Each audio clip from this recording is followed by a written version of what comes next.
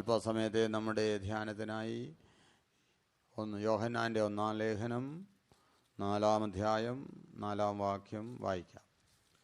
கொஞ்ச நேரம் நம்முடைய தியானத்திற்காக 1 யோவான் 4-ாம் அதிகாரம் 4-ாம் வசனம் வாசிப்போம். कुछ देर हमारे ध्यान के लिए हम യോഹന്ന के पत्री से पहला യോഹന്ന 4:4 पढ़ेंगे.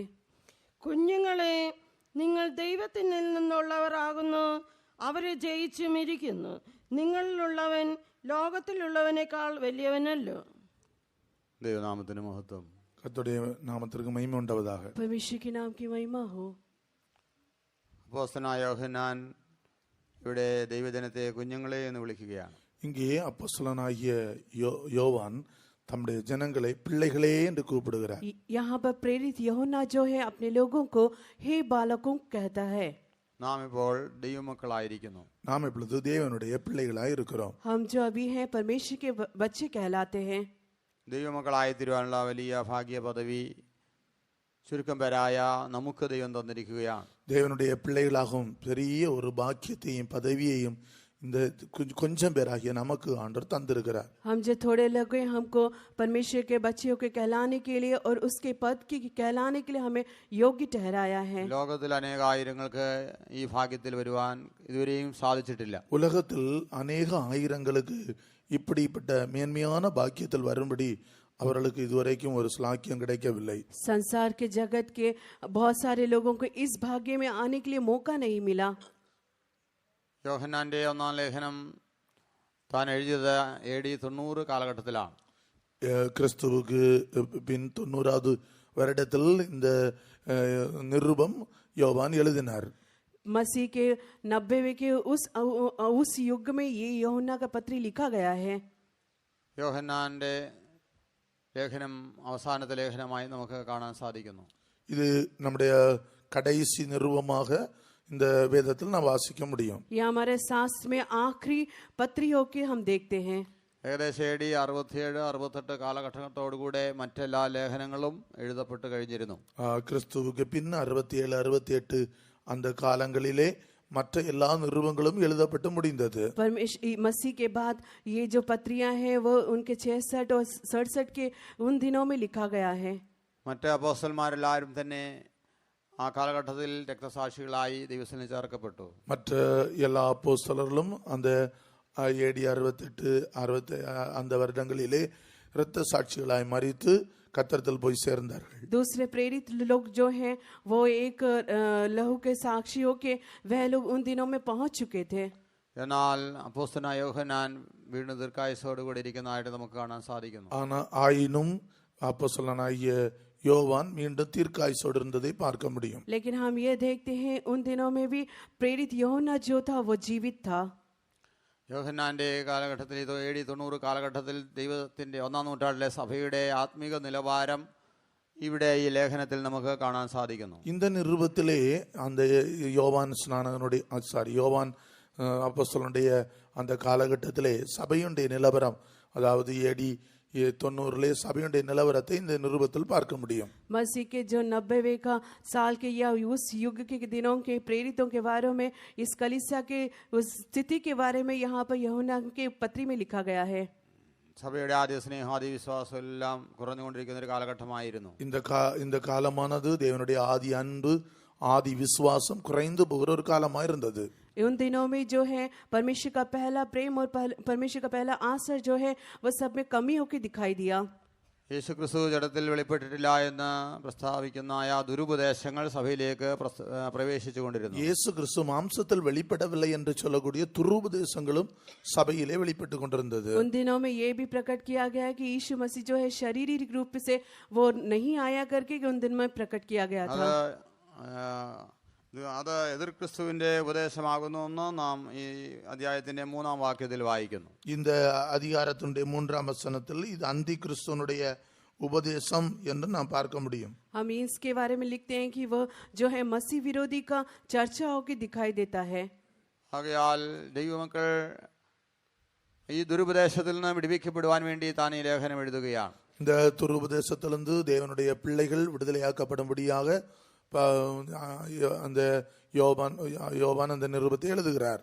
इसलिए ये जो पत्री है परमेश्वर के लोग उस दुरुपदेश से छुटकारा को प्राप्त करने के लिए लिखा गया है। വീണ്ടും നാം ഈ ലേഖനത്തെക്കുറിച്ച് ചിന്തിക്കുമ്പോൾ மீண்டும் இந்த நிருபத்தை குறித்து நாம் சிந்திக்கும் போது और यदि हम इस पत्री के बारे में ध्यान करने से ദൈവ കുടുംബത്തിൽ ദൈവമക്കളും ദൈവവും തമ്മിലായ ആ വലിയ ബന്ധത്തെ വെളിപ്പെടുത്തുകയാണ്. தேவனுடைய பிள்ளைகளும் தேவனுடைய பிள்ளைகளுடைய குடும்பத்தில் இருக்கிற அந்த பெரிய ஐக்கியத்தை நாம் இங்கே பார்க்க முடியும். परमेश्वर के बच्चे और उसके उनके द्वारा जो संगति है उसके बारे में लिखा गया है। മുൻപ് നാം പാപികളായിരുന്നു, പാപങ്ങളെ ഏറ്റുപറഞ്ഞ് ഉപേക്ഷിച്ച് മനസ്സാന്തരപ്പെട്ട് ദൈവമക്കളായി തീർന്നു. நாம் முன்னே நம்முடைய பாவியலாயிருந்தோம், பின்பு பாவங்களை அறிக்கை செய்து தேவனிடத்தில் ஒப்புரவாகி தேவனுடைய பிள்ளைகளானோம். हम पहले पापी थे और परमेश्वर से कबूल करके हम परमेश्वर के बच्चियों के बदले हैं।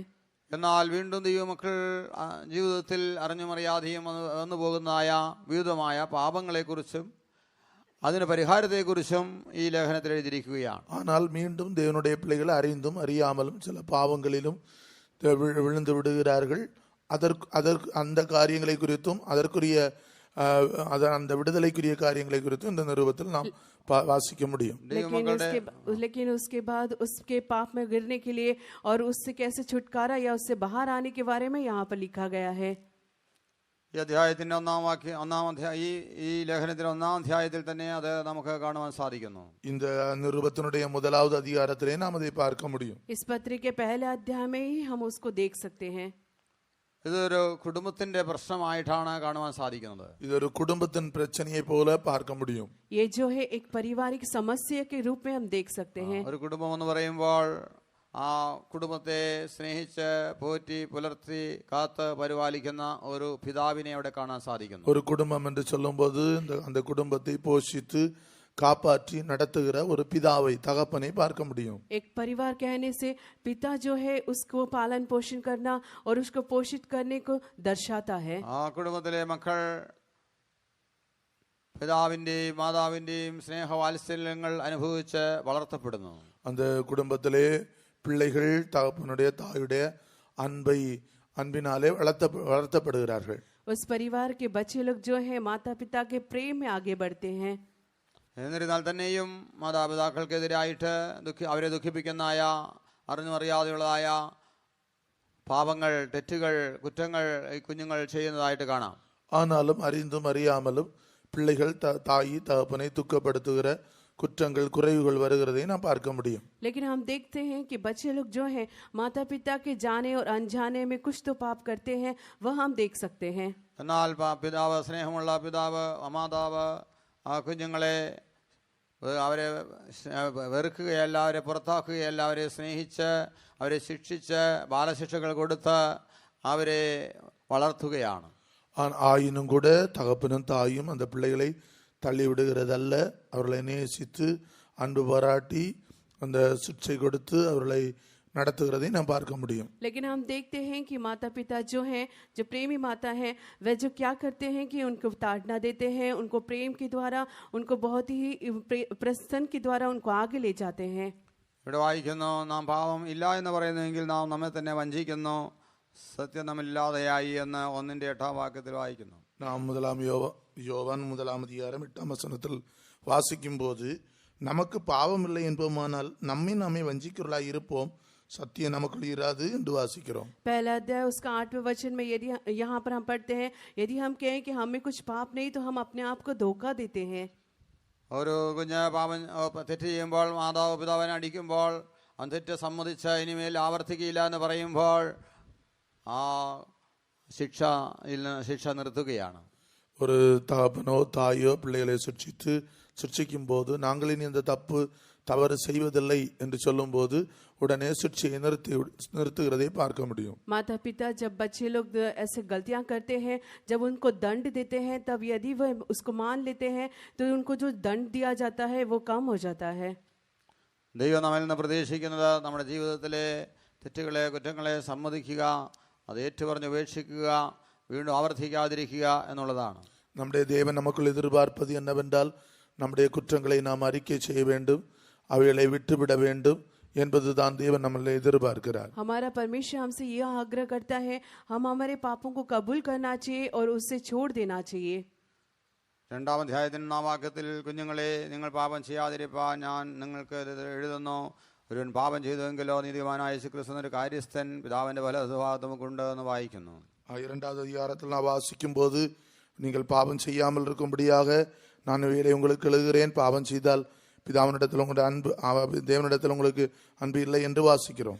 दूसरा अध्याय के पहले वचन में हम पढ़ते हैं, हे बालकों, मैंने ये तुम्हें इसलिए लिखता हूँ कि पाप ना करो, और कोई पाप में फंसे तो पिता जो है उसका सहायक नहीं होगा करके. ഇത് ദൈവമക്കൾക്ക് മാത്രമായി ദൈവം ഒരുക്കിയിരിക്കുന്നതായ ഒരു അനുഭവമാണ്. இது தேவனுடைய பிள்ளைகளுக்கு மாத்திரம் ஆயத்தப்படுத்தப்பட்ட ஒரு பகுதியாக இருக்கிறது. ये जो भाग है वो केवल परमेश्वर के बच्चों के लिए ही ठहराया गया भाग है. നമ്മുടെ ജീവിതത്തിലെ പാപങ്ങൾക്ക് പരിഹാരത്തിനായിട്ട് ദൈവസന്നിധിയിൽ നമുക്കൊരു അഡ്വക്കേറ്റ്, ഒരു വക്കീൽ ഉണ്ടെന്നാണ് നാം മറ്റു ഭാഷകൾ ഇംഗ്ലീഷിലും ഒക്കെയും വായിക്കുന്നത്. நாம் மற்ற மொழிகளிலும் பாஷைகளிலும் இங்கிலீஷிலும் வாசிக்கும் போது நம்முடைய பாவங்களுக்கு இடையிலே நின்று நமக்கு பரிந்து பேசக்கூடிய ஒரு அட்வொகேட் आंडवर देवन இருக்கிறார் என்று வாசிக்கிறோம். ये जो बात है दूसरे भाषाओं में वकील के रूप में, ये हमारे बीच में पाप ना करने के लिए ठहराया गया करके लिखा गया है. ഇത് ദൈവസഭയിലുള്ള ദൈവമക്കൾക്ക് മാത്രമായി ദൈവം ഒരുക്കിയിരിക്കുന്നതായ ഒരു നീതീകരണത്തിന്റെ ഭാഗമാണ്. இது தேவனுடைய பிள்ளைகளுக்கு தேவன் ஏற்படுத்தி இருக்கிற ஒரு நீதிகரிப்பின் பாதையாக இருக்கிறது, அவர் மத்தியஸ்தராய் இருப்பது. ये जो भाग है परमेश्वर के लोगों के लिए, उनके बीच में ये एक ठहराया हुआ भाग है. നാം ഇപ്പോൾ ദൈവത്തിൽ നിന്ന് ഉള്ളവരായിരിക്കുന്നു. நாம் இப்பொழுது தேவனுக்குள் இருக்கிறவர்களாய் இருக்கிறோம். ഇപ്രകാരം നാം हम अभी जो है परमेश्वर में है. ദൈവത്തിന്റെ സഭയിലായിരിക്കാൽ, ദൈവമക്കളായിരിക്കാൽ നാം ദൈവത്തിൽ നിന്ന് ഉള്ളവരാണെന്നുള്ളതായ ഉറപ്പ് പരിശുദ്ധാത്മാവിൽ നമുക്ക് ലഭിക്കുകയാണ്. நாம் தேவனுடைய சபையிலே தேவ ஜனங்களோடு இருக்கிறபடியினால் நான் தேவனுக்குரியவர்கள் என்று பரிசுத்த ஆவியிலே நமக்கு ஒரு உறுதி உண்டு. हम परमेश्वर में हैं करके और परमेश्वर के भवन में हैं करके, ये जो है इस पवित्र आत्मा के जरिए या इस बात से हम ठहराते हैं. എല്ലാവരും ദൈവത്തിൽ നിന്ന് ഉള്ളവരല്ല. எல்லாரும் தேவனுக்குள்ள இருக்கிறவர்கள் அல்ல. सारे लोग जो हैं परमेश्वर की ओर से नहीं हैं. ദുഷ്ടനിൽ നിന്ന് ഉള്ളവരും ഉണ്ട്. துஷ்டத்தனத்தில் பொல்லாங்கினால் തോണ്ടുവர்களுം ഉണ്ട്. दुष्टता के या दुष्ट में भरने वाले लोग भी हैं. ഈ 3-ാം അധ്യായത്തിന്റെ 12-ാം വാക്യത്തിൽ കയീൻ ദുഷ്ടനിൽ നിന്ന് ഉള്ളവനായിരുന്നു എന്ന് എഴുതിയിരിക്കുന്നു. 3-ാം അധ്യായം 12-ാം വചനത്തിലെ കായീൻ പൊല്ലാങ്ങിനാൽ ഉണ്ടാനവൻ എന്ന് വാസിக்கிறோம். तीसरा अध्याय के 12वें वचन में हम लिखते हैं, कयीन जो है दुष्टता से और है. നാം ദൈവത്തിൽ നിന്ന് ഉള്ളവരാകുന്നു എന്നുള്ളതിന് നമ്മുടെ ജീവിതത്തിലെ സ്വഭാവങ്ങളിലൂടെ വെളിപ്പെടണം. நம்முடைய சுபாவங்கள் மூலமாய் நாம் தேவனுக்குரியவர்கள் என்பதை வெளிப்படுத்த வேண்டும். हमारे स्वभावों के जरिए हमें ये प्रकट करना चाहिए कि हम परमेश्वर की ओर से हैं. നാം എല്ലാവരും ദൈവത്തിൽ നിന്ന് ഉള്ളവരാകുമ്പോൾ നമുക്ക് ഒന്നായിരിക്കുവാൻ തക്കണം സാധിക്കും. நாம் எல்லாரும் தேவனுக்குரியவர்களாய் இருக்கும்போது நாம் ஒன்றாய் இருக்க முடியும். जब हम परमेश्वर की ओर से ठहराए जाएंगे तब हम सब एक होकर दिखाई देंगे. നാം ദൈവത്തിൽ നിന്നുള്ളവരായിരിക്കുമ്പോൾ നാം ദൈവത്തെ സ്നേഹിക്കുന്നവരും മാത്രമല്ല, ദൈവത്തിൽ നിന്ന് ജനിച്ചവരെയും സ്നേഹിക്കുന്നവരായിരിക്കും. நாம் தேவனுக்குரியவர்களாய் இருக்கும்போது தேவனை நேசிக்கிறவர்கள் மட்டுமல்ல, தேவனுக்குரியவர்களையும் நாம் நேசிக்கிறவர்களாய் இருப்போம். जब हम परमेश्वर की ओर से रहेंगे तो हम केवल परमेश्वर को ही प्रेम नहीं करेंगे, बल्कि परमेश्वर के लोगों को भी हम प्रेम करेंगे. അതാകുന്നു ഈ കൺവെൻഷനിൽ നാം ഇപ്പോൾ അനുഭവിച്ചുകൊണ്ടിരിക്കുന്നത്. அதைத்தான் நாம் இந்த கன்வென்ஷனிலே நாம் கூட அனுபவித்துக் கொண்டிருக்கிறோம். वही बात को इस सम्मेलन में हम अनुभव करते हैं. ദൈവത്തിൽ നിന്ന് ജനിച്ചിരിക്കുന്ന ദൈവമക്കൾ ഏത് ഭാഷയിൽപ്പെട്ടവരായിരുന്നാലും ഏത് ദേശത്തുള്ളവരായിരുന്നാലും ദൈവത്തെ അവർ സ്നേഹിക്കുന്ന പോലെ ദൈവമക്കളെയും സ്നേഹിക്കുന്നവരായി കാണപ്പെടുകയാണ്. தேவனுடைய பிள்ளைகள் எந்த தேசத்தில் உள்ளவர்களா இருந்தாலும் எந்த பாஷையில இருந்தாலும் தேவனை நேசிக்கிறது போல ஒருவர் நேசிக்கிறவர்களா இருக்கிறோம். यदि हम परमेश्वर की ओर से रहेंगे तो हम जो कई भाषा के लोग होंगे या कोई भी होने से भी हम हर एक लोगों को प्रेम करने वाले होकर दिखाई देंगे. ഇവിടെ നാം ദൈവത്തെക്കുറിച്ചും ഈ ലോകത്തിലുള്ളവനെ കുറിച്ചും വായിക്കുന്നു. இங்கே தேவனுக்குரியவர்களை குறித்தும் உலகத்துக்குரியவர்களையும் குறித்தும் வாசிக்கிறோம். यहाँ पर हम परमेश्वर के और के लोग और संसार के लोग के बारे में देखते हैं. ദൈവത്തിലുള്ളവനെ, ദൈവത്തിൽ നിന്നുള്ളവരിൽ വസിക്കുന്നതായ ദൈവത്തെക്കുറിച്ച് നിങ്ങളിലുള്ളവൻ എന്നാണ് നാം അവിടെ വായിക്കുന്നത്. நாம் தேவனுடைய பிள்ளைகளுக்குள் இருக்கிறவர்கள் இவர்களை குறித்து தேவனுக்குரியவர்கள் என்று வாசிக்கிறோம். यहाँ पर जो संसार में रहते हैं वह परमेश्वर की ओर से है करके हम देख सकते हैं. നമ്മിലുള്ളവൻ ആരാകുന്നു? എന്ന് നമുക്ക് നല്ല അറിവുണ്ടായിരിക്കുക. நமக்குள் இருக்கிறவர் யார் என்று நமக்கு ஒரு நல்ல அறிவு இருக்க வேண்டும். हम में कौन है करके हम उस बात को अच्छी तरह से जानना चाहिए. നമ്മിലുള്ളവൻ എല്ലാവരെക്കാളും വലിയവനാകുന്നു. நம்மில் இருக்கிறவர் உலகத்தில் இருக்கிற எல்லாரிலும் பெரியவர். हम में जो है वो संसार में जो है उन सबसे बड़ा है. ആ വലിയവനായ ദൈവം നമ്മിലുള്ളത് കൊണ്ട് ലോകത്തിലുള്ളവന് നമ്മോടൊന്നും ചെയ്യാൻ സാധ്യമല്ല. அந்த பெரியவராகிய தேவன் நமக்குள் இருக்கிறபடியினால் உலகத்திற்குள்ளவனால் நம்மை ஒன்றும் செய்ய முடியாது. वो जो बड़ा परमेश्वर हम में है इसलिए जो संसार में है वो लोग हमें कुछ नहीं कर सकते ഈ हैं. ലോകത്തിൽ ഒരുവൻ ഉണ്ട് എന്ന് ഇവിടെ അപ്പോസ്തലനായ യോഹന്നാൻ പറയുകയാണ്. அப்போஸ்தலனாகிய யோவான் இங்கே உலகத்தினால் உண்டான ஒருவன் உண்டு என்று அவர் சொல்லுகிறார். यहाँ पर प्रेरित योहन्ना जो है वो ये कहता है इस संसार में भी एक है. ദൈവത്തിന് ഒരു ആളത്വം പേഴ്സണാലിറ്റി ഉള്ളതുപോലെ പിശാചിനും ഒരു ആളത്വം പേഴ്സണാലിറ്റി ഉണ്ട് എന്ന് കാണാൻ സാധിക്കുന്നു. தேவனுக்கு ஒரு தனித்துவம் இருக்கிறது போல பிசாசுக்கு ஒரு தனித்துவம் இருக்கிறதை நாம் பார்க்க முடியும். परमेश्वर के साथ एक जो है वैसे भी ही शैतान के साथ भी लोग हैं करके हम देख सकते हैं. കൊരിന്ത്യർക്ക് എഴുതിയ 2-ാം ലേഖനം 4-ാം അധ്യായം 4-ാം വാക്യം വായിക്കുമ്പോൾ ആ ആളത്വത്തെ കുറിച്ച് ഈ ലോകത്തിന്റെ ദൈവം എന്ന് പറഞ്ഞിരിക്കുകയാണ്. இந்த இப்பிரபஞ்சத்தின் லோகாதிபதி என்று കൊരിന്ത്യർ 2 കൊരിന്ത്യർ 4:4 2 கொரிந்தியர் 4:4 வாசிக்கிறோம். दूसरा कोरिन्थियर 4:4 में हम पढ़ते हैं वह संसार का सदस्य है करके हम पढ़ सकते हैं. ഈ ലോകത്തിന്റെ ദൈവം എന്ന് മലയാളത്തിൽ വായിക്കുകയാണ്. ഈ ലോകത്തിന്റെ ദൈവം അവിശ്വാസികളുടെ മനസ്സ് കുരുടാക്കി. இப்பிரபஞ்சத்தின் தேவனானவன் என்று தமிழிலே வாசிக்கிறோம். അപ്പോൾ ലോകത്തിലുള്ളവൻ എന്ന് പറയുന്ന ഒരുവനുണ്ട് എന്ന് ഇവിടെ നമുക്ക് കാണാൻ സാധിക്കുന്നു. இப்பிரபஞ்சத்தின் தேவனானவன் உலகத்துக்குரியவன் என்று ஒருவன் இருப்பதை குறித்து நாம் வாசிக்க முடியும். इस संसार का अधिपति जो है वो एक है करके यहाँ पर हम देख सकते हैं. ഈ 1 യോഹന്നാൻ 5-ാം അധ്യായം 19-ാം വാക്യം വായിക്കുമ്പോൾ സർവ്വലോകവും ദുഷ്ടന്റെ അധീനതയിൽ കിടക്കുന്നു എന്ന് നാം കാണുന്നു. 1 யோவான் 5-ாம் அதிகாரம் 19-ாம் வசனத்தில் வாசிக்கும் போது முழு உலகமும் பொல்லாங்குக்குள் கிடக்கிறது என்று வாசிக்கிறோம். पहला यूहन्ना 5:19 में हम पढ़ते हैं कि हम जानते हैं कि सारा संसार में एक दुष्ट के वंश में पड़ा हुआ है. വീണ്ടും നാം വായിക്കുമ്പോൾ 1 കൊരിന്ത്യർ 8-ാം അധ്യായം 4-ാം വാക്യം വായിക്കുമ്പോൾ അവിടെ ഈ ലോകത്തിലെ ദൈവത്തെക്കുറിച്ച് വായിക്കുകയാണ്. 1 கொரிந்தியர் 8-ாம் அதிகாரம் 4-ாம் வசனத்திலும் கூட இந்த உலகத்தின் தேவனை குறித்து வாசிக்கிறோம். पहला कोरिन्थियर 8:4 में भी इस संसार का जो प्रमुख है उसके बारे में हम पढ़ सकते हैं.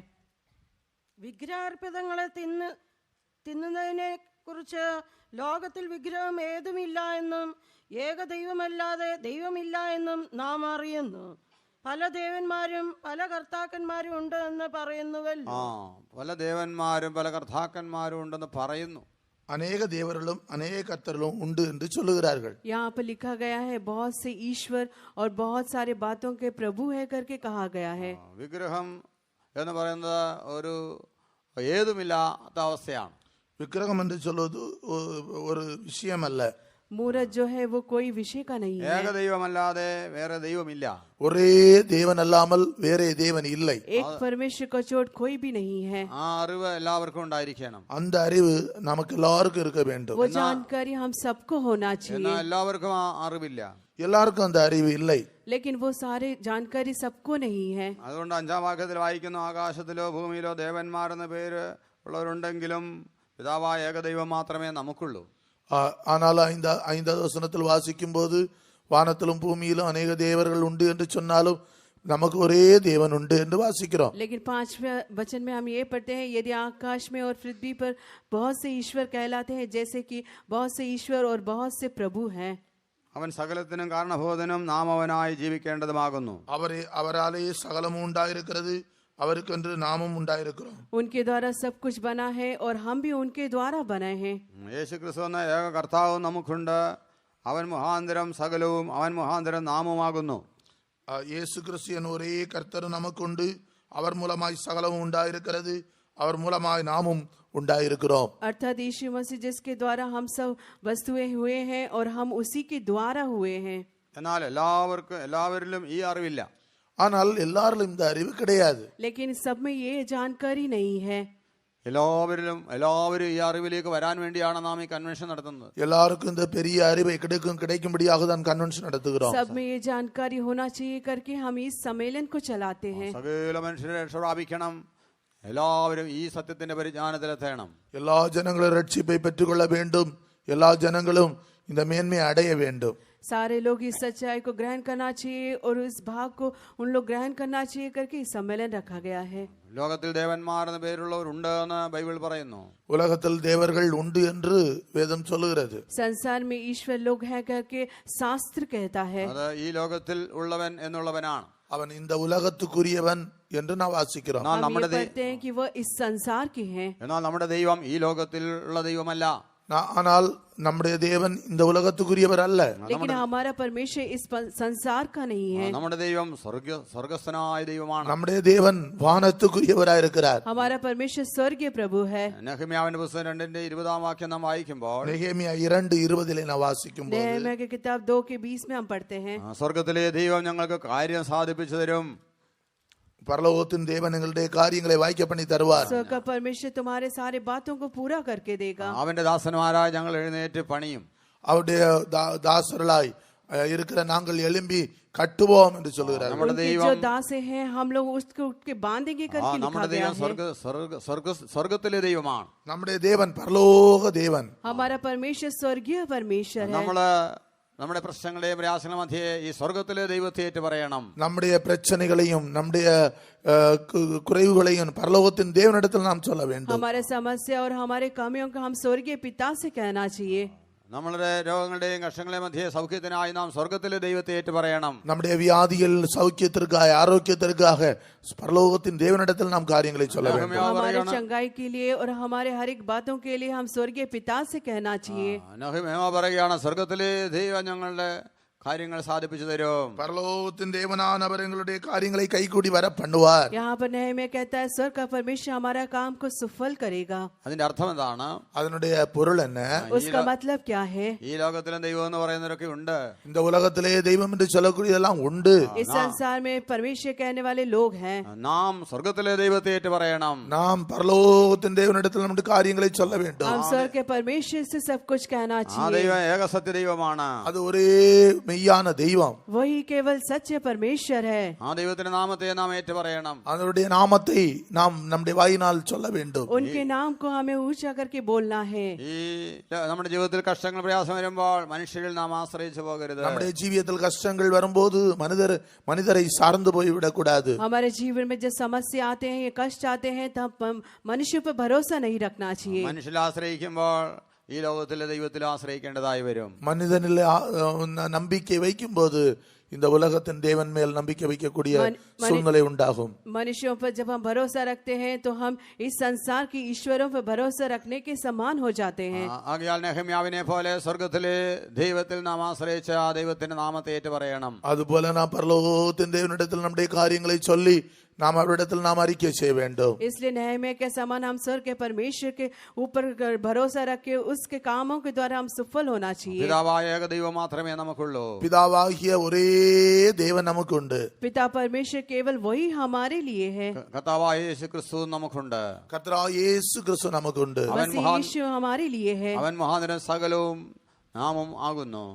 அவர் மூலமாகவே சகலம் உருவாக்கப்பட்டிருக்கிறது, நாமும் இருக்கிறோம். उनके द्वारा ही सब कुछ बनाए गए हैं और हम भी उनके द्वारा हैं. നാം ജീവിക്കേണ്ടത് നമ്മുടെ കർത്താവിന് വേണ്ടിയാണ്. நாம் ஜீவிக்க வேண்டியது நம்முடைய கர்த்தருக்காகவே. हम केवल हमारे परमेश्वर के लिए जीना चाहिए. അതേ അനേക ഭക്തന്മാർ അവരുടെ പ്രതിസന്ധികളിൽ പ്രയാസങ്ങളിൽ ഈ സ്വർഗത്തിലെ ദൈവത്തെ ഏറ്റു പറഞ്ഞതായി കാണാം. அநேக கஷ்டங்களிலே பிரச்சனைகளிலே நம்முடைய தேவனிடத்தில் நம்முடைய காரியங்களை சொன்ன அநேக பக்தர்களை பார்க்க முடியும். हम कई भक्तों को देखते हैं कि वह लोग भी ऐसे भागों में वह लोग भी परमेश्वर से कबूल करते करके दिखाते हैं. നെഹമ്യാവിന്റെ വാക്കുകളാണ് നാം ഇപ്പോൾ 2:20 വായിച്ചത്. நாம் நெகேமியாவுடைய வார்த்தைகளை தான் 2ஆம் அதிகாரம் 20ஆம் வசனத்தில் வாசித்தோம். हमने नेहम्या की बातों को दूसरा अध्याय उसके 20वें अध्याय वचन में हमने पढ़े. എസ്രായുടെ വാക്കുകൾ നമുക്ക് എസ്രായുടെ പുസ്തകം 5:11 വാക്യത്തിൽ കാണാൻ സാധിക്കും. எஸ்ரா 5:11 வாசிக்கும்போது எஸ்ராவுடைய வார்த்தையை நாம் வாசிக்க முடியும். इज़रा के बारे में उसका 5वां अध्याय में हम ये पढ़ सकते हैं. 11 വാക്യം. उसका 11वां वचन में എന്നാൽ അവർ ഞങ്ങളോട് ഞങ്ങൾ സ്വർഗത്തിനും ഭൂമിക്കും ദൈവമായിരിക്കുന്നവന്റെ ശുശ്രൂഷക്കാരാകുന്നു. ഏറിയ സംവത്സരം മുമ്പേ പണിതിരുന്ന ആലയം ഞങ്ങൾ പണിയുന്നു. അത് ഇസ്രായേലിന്റെ ഒരു മഹാരാജാവ് പണിതതായിരുന്നു.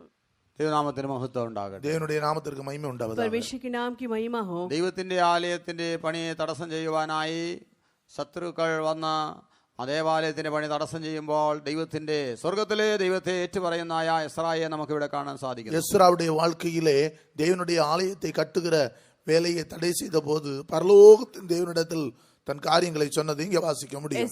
इज़रा के दिनों में परमेश्वर के भवन को ना बनाने की रुकावट में बातों को यहाँ पर हम देखा जा सकते हैं. സ്വർഗത്തിലെ ഞങ്ങൾ സ്വർഗത്തിനും ഭൂമിക്കും നാഥനായവന്റെ ശുശ്രൂഷക്കാരാകുന്നു. நாங்கள் பரலோகத்திற்கும் பூலோகத்திற்கும் தேவனாயிருக்கிறவருடைய அடியாராயிருக்கிறோம். कि हम तो आकाश और पृथ्वी के परमेश्वर के दास हैं. നമ്മുടെ ദൈവം ഈ ലോകത്തിലുള്ളവനല്ല. இந்த நம்முடைய தேவன் இந்த இப்பிரபஞ்சத்துக்குரியவர் அல்ல. हमारा परमेश्वर जो है इस संसार का नहीं है. നമ്മുടെ ദൈവം സ്വർഗത്തിനും ഭൂമിക്കും നാഥനായവനാകുന്നു. நம்முடைய தேவன் பரலோகத்துக்கும் பூலோகத்துக்கும் தேவனாயிருக்கிறவராயிருக்கிறார். हमारा परमेश्वर जो है आकाश और पृथ्वी का परमेश्वर है. ആ ദൈവത്തിന്റെ ശുശ്രൂഷകരാണ് എന്നുള്ളതായ ഏറ്റുപറച്ചിൽ നമ്മുടെ ജീവിതത്തിൽ ഉണ്ടാകണം. அந்த தேவனுடைய ஊழியர்கள் என்பதை நாம் அறிக்கை செய்யக்கூடியவர்களாக இருக்க வேண்டும். हम उस परमेश्वर के दास हैं करके हमें ये कबूलियत करना चाहिए. നമ്മുടെ പ്രതിസന്ധികളിൽ ശത്രുക്കൾ നമുക്കെതിരായി, നമ്മുടെ ശുശ്രൂഷയ്ക്കെതിരായി, ജീവിതത്തിനെതിരായി നമ്മുടെ വരുമ്പോൾ നാം ഈ ദൈവത്തെ ഏറ്റു പറയണം. நம்முடைய ஊழியத்திலும் நம்முடைய ஜீவியங்களிலும் நம்முடைய வாழ்க்கையிலும் சத்துருக்கள் எதிரடையாக வரும்போது நாம் அவருடைய பரலோகத்துக்கும் பூலோகத்துக்கும் தேவனாகிய கர்த்தருடைய அடியார்கள் என்று நாம் அறிக்கை செய்ய வேண்டும். हमारे जीवन में और हमारे सेवा में जब कई विरोधियां उठते हैं तो हमें ये कबूल करना चाहिए आकाश और पृथ्वी का परमेश्वर के हम दास हैं. നമ്മുടെ ദൈവം സർവശക്തനായ ദൈവം, സർവ്വവ്യാപിയായ ദൈവം, സർവജ്ഞാനിയായ ദൈവമാകുന്നു. நம்முடைய தேவன் சர்வ வல்லமுள்ளவர், சர்வ ஞானி, சர்வ வியாபியாக இருக்கிறார். हमारा परमेश्वर जो है सर्वशक्तिमान है, वह सर्वव्यापी और सर्वज्ञानी है. നമ്മുടെ ദൈവം സർവശക്തനാകുന്നുവെന്ന് ഉൽപ്പത്തി പുസ്തകം 17-1 വാക്യത്തിൽ നാം വായിക്കുന്നു. ஆதியாகமம் 17-1 17ஆம் அதிகாரம் 1ஆம் வசனத்தில் வாசிக்கும் போது நம்முடைய தேவன் சர்வ வல்லமுள்ளவர் என்று வாசிக்கிறோம். उत्पत्ति उसका 17 अध्याय का उसका पहला वचन में हम पढ़ते हैं कि हमारा परमेश्वर जो है सर्वशक्तिमान ईश्वर है. ഞാൻ സർവശക്തിയുള്ള ദൈവമാകുന്നു. നീ എന്റെ മുമ്പാകെ നടന്ന് നിഷ്കളങ്കനായിരിക്കുക. അതെ, അബ്രഹാമിനെ ദൈവം വിളിച്ചു പറയുകയാണ്, ഞാൻ സർവശക്തിയുള്ള ദൈവമാണ്, എൽഷദായി ആയ ദൈവമാണ്, നീ എൻ്റെ മുമ്പാകെ നടന്ന് നടന്ന് നടന്ന് പൂർണ്ണനായി തീരുക എന്നാണ് മൂലഭാഷയിൽ കാണപ്പെടുന്നത്. நாம் மூல பாஷையிலே பார்க்கும்போது ஆபிரகாமை நோக்கி ஆண்டவர், நான் சர்வ வல்லமுள்ள தேவன், எனக்கு முன்பாக நீ நடந்து நடந்து நடந்து பூர்ணராக வேண்டும் என்று ஆண்டவர் சொல்கிறதை வாசிக்க முடியும். हम पहले अध्याय में ये पढ़ते हैं कि परमेश्वर जो है सर्वशक्तिमान है, कहते हुए अब्राहम से कहता है कि तुम मेरे सामने सिद्ध होके आगे बढ़ते बढ़ते चलने को कहा गया है. Walk before me and be perfect, എൻ്റെ മുമ്പാകെ നടന്ന് പൂർണ്ണനായി തീരുക. எனக்கு முன்பாக நடந்து பூரணமாய் ஆக வேண்டும் என்று நாம் ஆங்கிலத்தில் வாசிக்கிறோம். मेरी उपस्थिति में चल और सिद्ध हो जा करके हम अंग्रेजी में पढ़ते हैं. നാമും കർത്താവിൻ്റെ അടിച്ചുവടുകളെ കാൽച്ചുവടുകളെ പിൻപറ്റുവാൻ ഇറങ്ങി പുറപ്പെട്ടവരാണ്. நாமும் கூட தேவனுடைய அடிச்சுவடுகளை காலடிகளை பின்பற்றும்படியாக நாம் அவரை பின்பற்றுகிறவர்கள். हम जो हैं उसके चरणों को उसकी ओर ताकते हुए चलने के लिए बुलाए गए हैं. നാമും ആ കാൽച്ചുവടുകളെ തന്നെ പിൻപറ്റുന്ന നല്ല ഉറപ്പ് നമുക്കുണ്ടായിരിക്കണം. அந்த அவருடைய காலடிகளை பின்பற்றுகிறோம் என்ற உறுதி நமக்கு இருக்க வேண்டும். हमको इस प्रकार का निश्चय होना चाहिए कि हम उसके चरणों के पीछे हो लेते हैं. നമുക്ക് ആ കാൽച്ചുവടുകളെ തന്നെ പറ്റുവാൻ കഴിയുന്നുവെങ്കിൽ നിശ്ചയമായും നമ്മുടെ നടന്ന പൂർണ്ണതയിലേക്ക് എത്തുവാൻ സാധിക്കും. அவருடைய காலடிகளை நாம் பின்பற்றுவோமானால் நிச்சயமாகவே நாம் நடந்து நடந்து முடிவிலே அந்த பூரணத்திற்கு கடந்து போய் சென்று விடுவோம். यदि हम उसके चरणों के पीछे हो लेते हैं तो निश्चय हम उस सिद्धता तक की ओर पहुंच पाएंगे. നമ്മുടെ യേശു നടന്ന് ചെന്ന് ചേർന്ന അതേ സ്ഥലത്ത് നാമും ചെന്ന് ചേരും. അവിടെ എത്തിക്കുവാൻ നമ്മുടെ ദൈവം സർവശക്തനാകുന്നു. நம்முடைய இயேசு நடந்து நடந்து சென்று கடந்து முடிவிலே கடந்து போன அதே இடத்திற்கு நாம் போய் சேர்ந்து விடுவோம். அதற்கு அவர் சர்வ வல்லமுள்ளவராய் இருக்கிறார். हमारा यीशु जो है जिस प्रकार चल कर गया है उस भाग में हम भी चलकर उस अंत में पहुंचने के लिए हमें परमेश्वर चलाने के लिए सर्वशक्तिमान है. അതെ, ദൈവം സർവശക്തനായിരിക്കുന്നത് നമ്മെ പൂർണ്ണപ്പെടുത്തുവാൻ വേണ്ടിയാണ്. அவர் சர்வ வல்லமுள்ளவராய் இருப்பது நம்மை பூர்ணப்படுத்தும்படியாக. परमेश्वर जो सर्वशक्तिमान है वह हमें सिद्ध करने के लिए है. നമ്മുടെ ദൈവം സർവശക്തൻ മാത്രമല്ല, അവൻ സർവ്വവ്യാപിയായ ദൈവമാകുന്നു. நம்முடைய தேவன் சர்வ வல்லமுள்ளவர் மட்டுமல்ல, சர்வ வியாபியா இருக்கிறார். हमारा परमेश्वर सर्वशक्तिमान ही नहीं, वो सर्वव्यापी भी है. അവൻ സ്വർഗത്തിനും ഭൂമിക്കും നാഥനായ ദൈവമാകുന്നു. அவர் பரலோகத்துக்கும் பூலோகத்துக்கும் தேவனாய் இருக்கிறார். वह आकाश और पृथ्वी का परमेश्वर അവൻ है. ആകാശവും ഭൂമിയും നിറഞ്ഞു നിൽക്കുന്ന ദൈവമാകുന്നു. அவர் வானமும் பூமியும் நிறைந்திருக்கிறவராய் இருக்கிறார். वह आकाश और पृथ्वी पे भरा हुआ है. യെശയ്യാവിന്റെ പ്രവചനം 6:3 വാക്യത്തിൽ വായിക്കുന്നു, സർവ്വഭൂമി യഹോവയുടെ മഹത്വം കൊണ്ട് നിറഞ്ഞിരിക്കുന്നു. ஏசாயா 6:3 பூமி முழுவதும் அவருடைய மகிமையினால் நிறைந்திருக்கிறது என்று வாசிக்கிறோம். यशायाह की किताब 6वां अध्याय 3 में हम ये पढ़ते हैं, पृथ्वी जो है पूरा उसका महिमा से भरा है. ഒരുത്തനോട് ഒരുത്തൻ സൈന്യങ്ങളുടെ യഹോവ പരിശുദ്ധൻ പരിശുദ്ധൻ പരിശുദ്ധൻ സർവഭൂമിയും അവന്റെ മഹത്വം കൊണ്ട് നിറഞ്ഞിരിക്കുന്നു എന്ന് ആർത്തു പറഞ്ഞു. ഇവിടെ സറാഫുകൾ ദൈവം പരിശുദ്ധൻ പരിശുദ്ധൻ പറഞ്ഞ ദൈവത്തെ സ്തുതിക്കുക മാത്രമല്ല, സർവഭൂമിയും സ്വർഗവും ഭൂമിയും മുഴുവനും ദൈവത്തിന്റെ മഹത്വം നിറഞ്ഞിരിക്കുന്ന കണ്ട് ദൈവത്തെ മഹത്വപ്പെടുത്തുകയാണ്. இங்கே சேராபீன்கள் கர்த்தர் பரிசுத்தர் பரிசுத்தர் பரிசுத்தர் என்று சொல்லுகிறது மட்டுமல்ல, பூமி முழுவதும் மகிமையினால் நிறைந்திருக்கிறதை கண்டு தேவனை மகிமைப்படுத்தினார்கள். यहाँ पर जो है सराफ जो है एक दूसरे को पुकार के सेनाओं को यहोवा पवित्र पवित्र पवित्र है करके ही नहीं, सारे पृथ्वी उसके तेज से भरपूर है करके भी कहता है. ആകയാൽ ദൈവം ചോദിക്കുകയാണ്, ഞാൻ കാണാതെ വണ്ണം നിങ്ങൾക്ക് എവിടെയെങ്കിലും ഒളിക്കാൻ സാധിക്കുമോ? எனவே ஆண்டவர் கேட்கிறார், நான் காணாதபடி நீங்கள் எங்கே ஒளித்துக் கொள்ள முடியுமோ? इसलिए परमेश्वर पूछता है कि मैं देखे बिना कहीं तुम छुप सकते हो क्या? അതെ, നമ്മുടെ ദൈവം അഖിലാണ്ടം മുഴുവനും നിറഞ്ഞു നിൽക്കുന്നവനാണ്.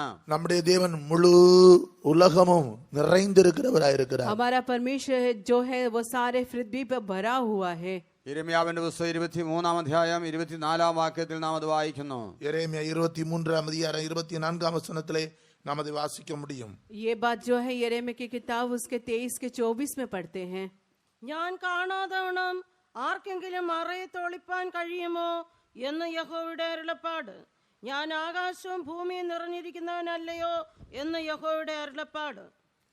നമ്മുടെ ദൈവം ആകാശവും ഭൂമിയും സ്വർഗവും ഭൂമിയും നിറഞ്ഞു നിൽക്കുന്നവനാണ്. நம்முடைய தேவன் வானமும் பூமியும் நிறைந்திருக்கிறவராயிருக்கிறார். हमारा परमेश्वर आकाश और पृथ्वी पे पूरी तरह से परिपूर्ण है. നമ്മുടെ ദൈവം ഈ ലോകത്തിലുള്ളവനേക്കാൾ വലിയവനാണ്. நம்முடைய தேவன் இந்த உலகத்தில் இருக்கிறவர்களும் பெரியவர். हमारा परमेश्वर इस संसार में जो है उससे बड़ा है. നാം ഈ ദൈവത്തിൽ നിന്ന് ഉള്ള ദൈവമക്കളാണ്. நாம் இந்த தேவனுக்குள் இருந்து இருக்கிற தேவனுக்குரியவர்களா இருக்கிறோம். हम उस परमेश्वर में हुए लोग हैं. ഇത്ര വലിയ ഭാഗ്യ പദവി ദൈവം നമുക്ക് നൽകിയിരിക്കുകയാണ്. இவ்வளவு பெரிய பாக்கியத்தை தேவன் நமக்கு தந்திருக்கிறார். इतना बड़ा भाग्य परमेश्वर ने हमको दिया है. ആ ഉറപ്പുള്ള ദൈവമക്കൾ ചേർന്ന് കൈകളെ ഉയർത്തി ഹല്ലേലൂയ വിളിച്ചാട്ടെ. அப்படிப்பட்ட நம்பிக்கை உள்ளவர்கள் எல்லாம் சேர்ந்து அல்லேலூயா அல்லேலூயா ऐसे போடும். जो निश्चय है वे लोग सब लोग मिलके हाथ उठा के हालेलुया बोले. ഹല്ലേലൂയ. അതെ, നാം ഈ ഭാഗ്യ പദവിയിലേക്ക് എത്തിച്ചേർന്നിരിക്കുകയാണ്. நாம் இப்படிப்பட்ட ஒரு பெரிய பாக்கியத்துக்குள் வந்து சேர்ந்திருக்கிறோம். हम इस प्रकार के एक बहुत बड़े पद में और उस भाग्य में पहुंचे हैं. മാത്രമല്ല നമ്മിലുള്ളവൻ സർവജ്ഞാനിയായ ദൈവമാണ്. அது மாத்திரமல்ல, நமக்குள் இருக்கிறவர் சர்வ ஞானி. इतना ही नहीं, जो हम में है वो सर्वज्ञानी है. അവൻ ജ്ഞാനമില്ലാത്തവർക്ക് ജ്ഞാനം നൽകുന്നു. அவர் ஞானம் இல்லாதவர்களுக்கு ஞானத்தை वो கொடுக்கிறார். जिसको ज्ञान नहीं है उसको वो ज्ञान देता है. യഹോവ ഭക്തി ജ്ഞാനത്തിന്റെ ആരംഭമാകുന്നു. தேவனுக்கு பயப்படுற பயம் ஞானத்தின் ஆரம்பம். परमेश्वर में जो भक्त रहते हैं या उसके भय जो ठहराते हैं वह ज्ञानी है. കർത്താവിനോടുള്ള ഭക്തി തന്നെ ജ്ഞാനം, ദോഷം വിട്ടകലുന്ന വിവേകം എന്ന് യോബ് 28:28 നാം വായിക്കുന്നു. யோபு 28:28 வாசிக்கிறோம். கர்த்தருக்கு பயப்படுதல் ஞானம், பொல்லாப்பை விட்டு விலகிறது புத்தி என்று வாசிக்கிறோம்.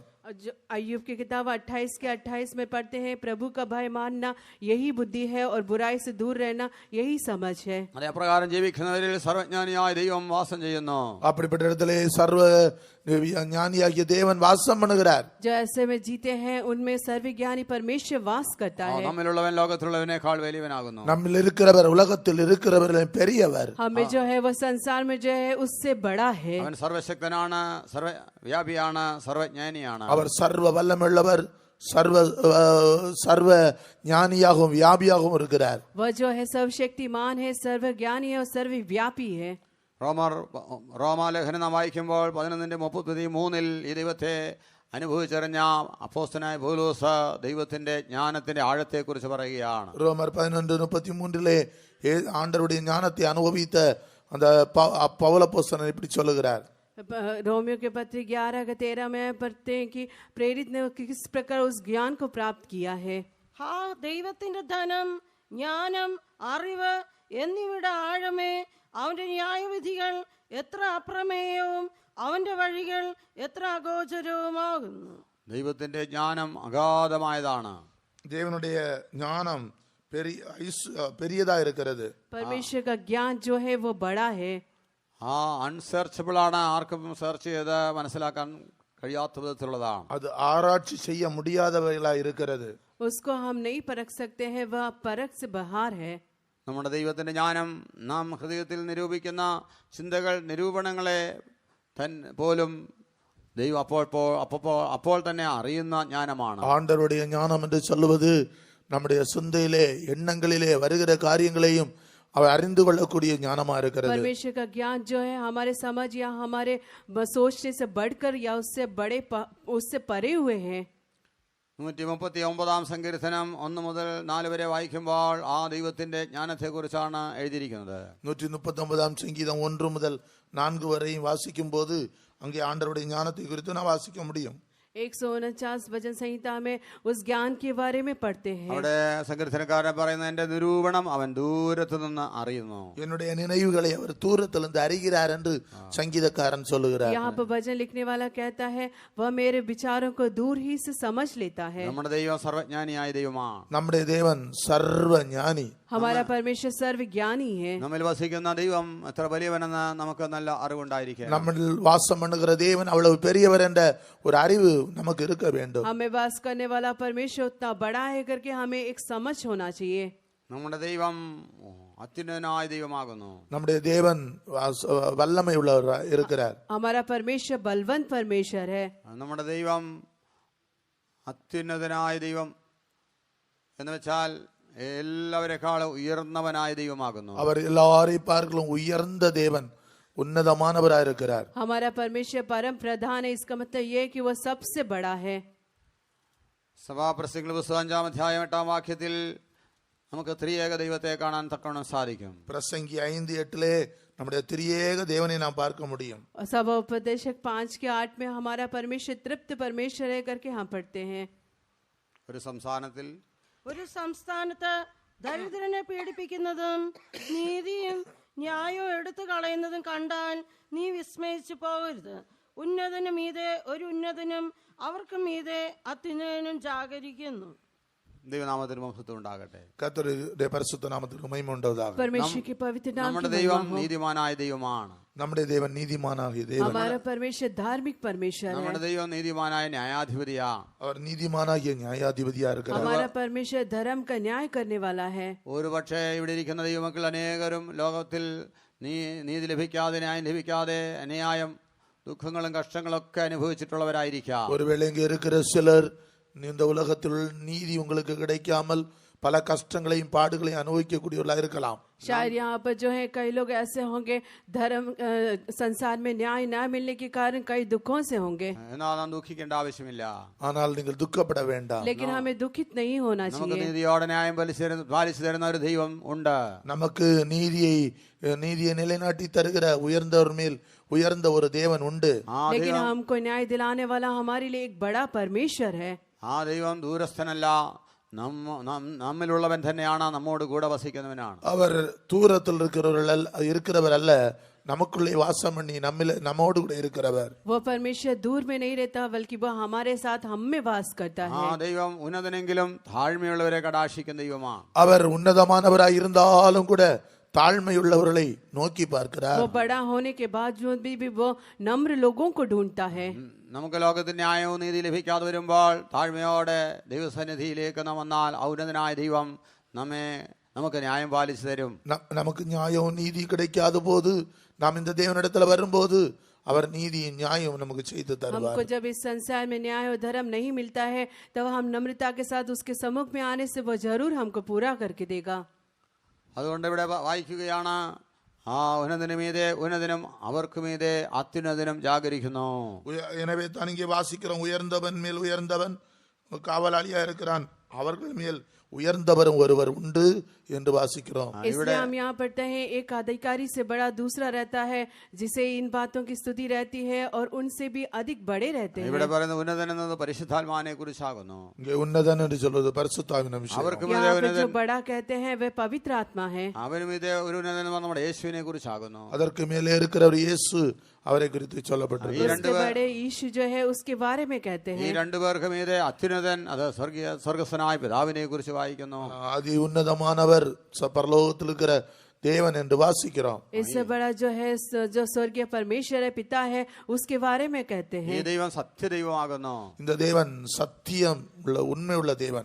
ये परमेश्वर जो है सत्य परमेश्वर है. രണ്ടോ മൂന്നോ പേരുടെ വാക്കുകളാൽ ഏത് കാര്യം ഉറപ്പാക്കാമെന്ന് ബൈബിളിൽ വായിക്കുന്നു. ஒன்றோ ரெண்டோ அவருடைய காரியங்களில் சாட்சிகள் மூலமாக காரியத்தை உறுதிப்படுத்தலாம் என்று வாசிக்கிறோம். 2 और 3 गवाहियों के जरिए बातों को सत्य ठहराते हैं करके वचन में पढ़ते हैं. നമ്മുടെ ദൈവം സത്യദൈവമാണ്. நம்முடைய தேவன் உண்மை உள்ள தேவன். हमारा परमेश्वर सच्चा परमेश्वर है.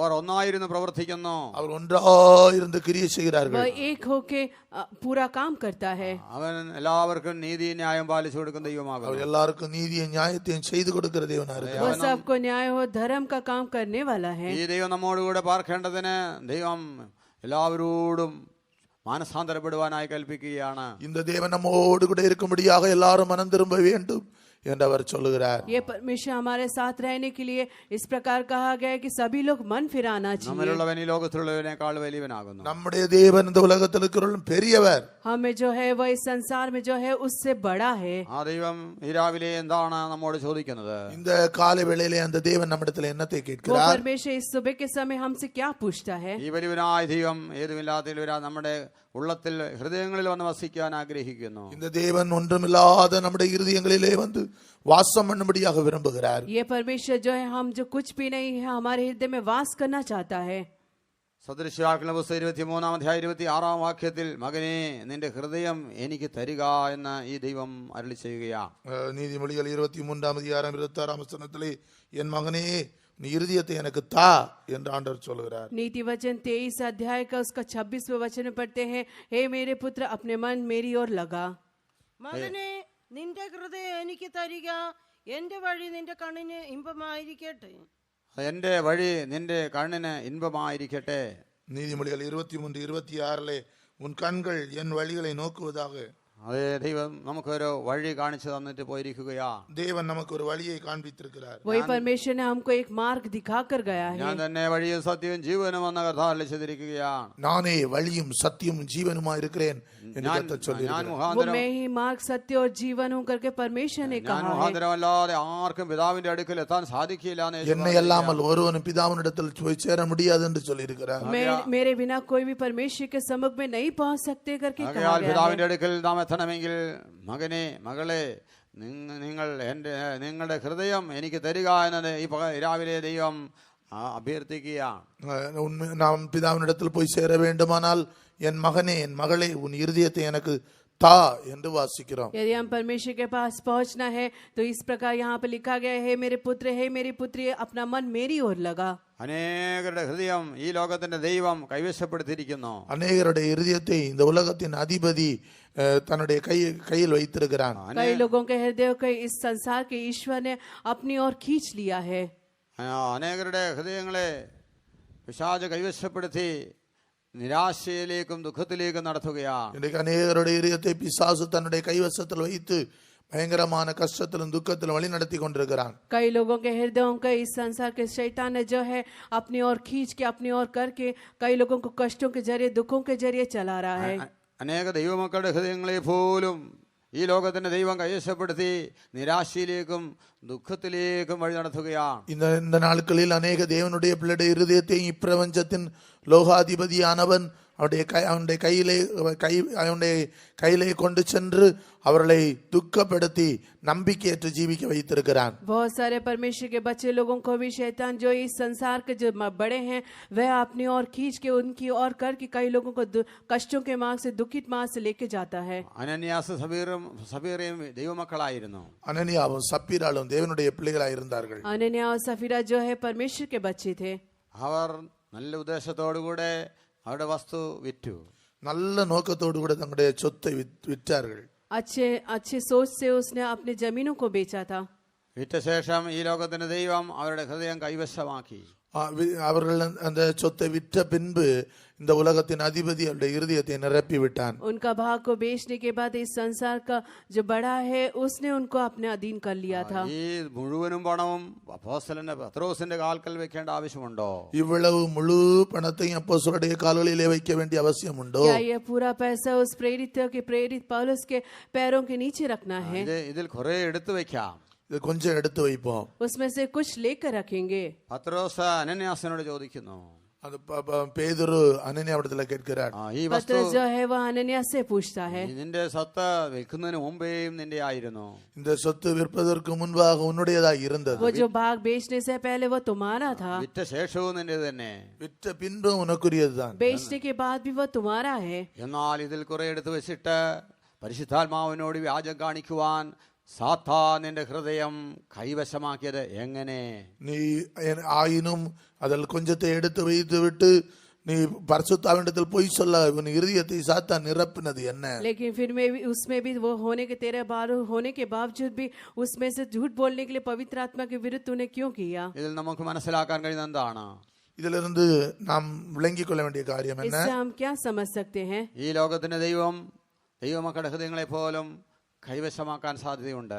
பிசாசு இந்த உலகத்தின் அதிபதியானவன் தேவ பிள்ளைகளுடைய இருதயங்களை கூட நிரப்பக்கூடிய நிலவரங்கள் இருக்கிறது. इस संसार का ईश्वर जो है परमेश्वर के लोगों को भी अपने अधीन कर सकता है.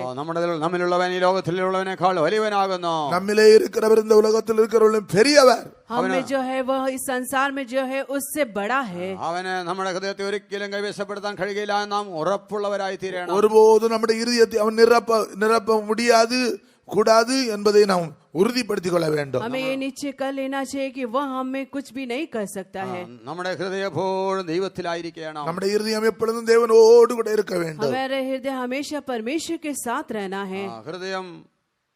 ഹൃദയശുദ്ധിയുള്ളവർ ഭാഗ്യവാന്മാർ, അവർ ദൈവത്തെ കാണും. இருதய சுத்தமுள்ளவர்கள் பாக்கியவான்கள் தேவனை தரிசிப்பார்கள். जिनका हृदय शुद्ध है वे परमेश्वर का दर्शन पाएंगे. മത്തായി 5:8 നാം അത് വായിക്കുന്നു. மத்தேயு 5:8 വാസിക്കുന്നു. मत्ती का सुसमाचार 5:8 में वो पढ़ते हैं. ആർക്കാണ് ദൈവത്തെ കാണുവാൻ സാധിക്കുന്നത്? அந்த யாருக்கு தேவனை பார்க்க முடியும்? कौन परमेश्वर को देख सकता है? ഹൃദയം ദൈവത്തിന്റെ കയ്യിലാണെങ്കിൽ ദൈവത്തിന്റെ കൈവശമായിരിക്കുന്ന ഹൃദയശുദ്ധിയുള്ളവർക്ക് മാത്രമേ ദൈവത്തെ കാണാൻ കഴിയൂ. இருதயம் தேவனிடத்திலிருந்து இருதயம் சுத்தமா இருக்கும்போது அவர்கள் தேவனை தரிசிக்க முடியும். हृदय परमेश्वर के और रहने से और उसका मन शुद्ध रहने से वह परमेश्वर के दर्शन को पाएगा. ഒരു ശുദ്ധമായ ഹൃദയം, ശുദ്ധ മനസാക്ഷി ഉണ്ടാകുവാൻ നാം പരിശ്രമിക്കണം. ஒரு சுத்த இருதயம் சுத்த மனசாட்சியும் இருப்பதற்காக நாம் பிரயாசப்பட வேண்டும். अच्छा विवेक और शुद्ध मन होने के लिए हमें प्रयास करना चाहिए. യിരെമ്യാവിന്റെ പുസ്തകം 17:9-10 വാക്യങ്ങളിൽ നാം വായിക്കുന്നു. യെരേമിയ 17:8-9 വാസിക്കുമ്പോൾ यिर्मयाह की किताब 17:8 और 9 के जब पढ़ते हैं, ഹൃദയം എല്ലാറ്റിനേക്കാളും കപടവും വിഷമവും ഉള്ളത്. இருதயம் எல்லாவற்றை பார்க்கலாம் மகா கேடு நிறைந்ததாக இருக்கிறது. मन जो है सब वस्तुओं से अधिक धोखे देने वाला है. ഇങ്ങനെ കപടവും വിഷമുള്ള ഹൃദയത്തെ രൂപാന്തരപ്പെടുത്തി മാനസാന്തരപ്പെടുത്തി ശുദ്ധ ഹൃദയമുള്ളതാക്കി തീർത്ത് സ്വർഗത്തിലെ ദൈവം വസിക്കുന്നതാക്കി തീർക്കാനാണ് നമുക്ക് ഈ കൺവെൻഷൻ തന്നിരിക്കുന്നത്. மகா கேடுள்ள திருக்குள்ள இந்த இருதயத்தை பரிசுத்தமுள்ள இருதயமாய் மாற்றும்படியாகவே ஆண்டவர் இந்த கன்வென்ஷனை நமக்கு தந்திருக்கிறார். हमारा जो हृदय है वह असाध्य रोगों से भरा है, उससे शुद्ध करने के लिए परमेश्वर ने हमको ये सम्मेलन दिया है. അതിനായി ദൈവം ആത്മാവായി നമ്മോടുകൂടെ വാസം ചെയ്യുന്നു. அது ஆகவே தான் ஆவியான கர்த்தர் நம்மோடு கூட வாசம் பண்ணுகிறார். इसलिए वह आत्माओं के परमेश्वर हमें वास करता है. നമ്മിൽ പറയുന്ന നമ്മളല്ല, പിതാവിന്റെ ആത്മാവാണ് നമ്മിൽ സംസാരിക്കുന്നത് എന്ന് നമുക്ക് നല്ല ഉറപ്പുണ്ടായിരിക്കണം. நம்மிடத்தில் பேசுவது பிதாவின் ஆவியானவர் என்று நமக்குள்ள நல்ல ஒரு உறுதி இருக்க வேண்டும். हमें जो बात हमारे द्वारा जो बातें करते हैं वह परमेश्वर की आत्मा है करके हमको निश्चय होना चाहिए. വിശുദ്ധ മത്തായിയുടെ സുവിശേഷം 10:20 വാക്യത്തിൽ യേശു അത് പറഞ്ഞിരിക്കുന്നു. വിശുദ്ധ മത്തായി 10:20. மத்தேயு எழுதின சுவிசேஷம் 10:20 വാക്യം. 10:20 நாம் அதை வாசிக்கிறோம். मत्ती का सुसमाचार 10वां अध्याय उसके बीच में हम ये पढ़ते हैं. പറയുന്നത് നിങ്ങളല്ല, നിങ്ങളിൽ പറയുന്ന നിങ്ങളുടെ പിതാവിന്റെ ആത്മാവത്രേ. അതെ, നിങ്ങളിലുള്ളവൻ ഈ ലോകത്തിലുള്ളവനേക്കാൾ വലിയവനാകുന്നു. உங்களில் இருக்கிறவர் இந்த உலகத்தில் இருக்கிறவர் பெரியவர். तो में जो है वो इस संसार में जो है उससे बड़ा है. യേശു പറയുന്നു, നിങ്ങൾ പറയുന്നത് പിതാവാകുന്നു, പിതാവിന്റെ ആത്മാവാകുന്നു. பேசுகிறவர்கள் நீங்கள் அல்ல, உங்கள் பிதாவின் ஆவியானவரே உங்களிலிருந்து பேசுகிறவர். यीशु इस प्रकार कहता है, बोलने वाला तुम नहीं हो परंतु पिता का आत्मा तुम में बोलता है.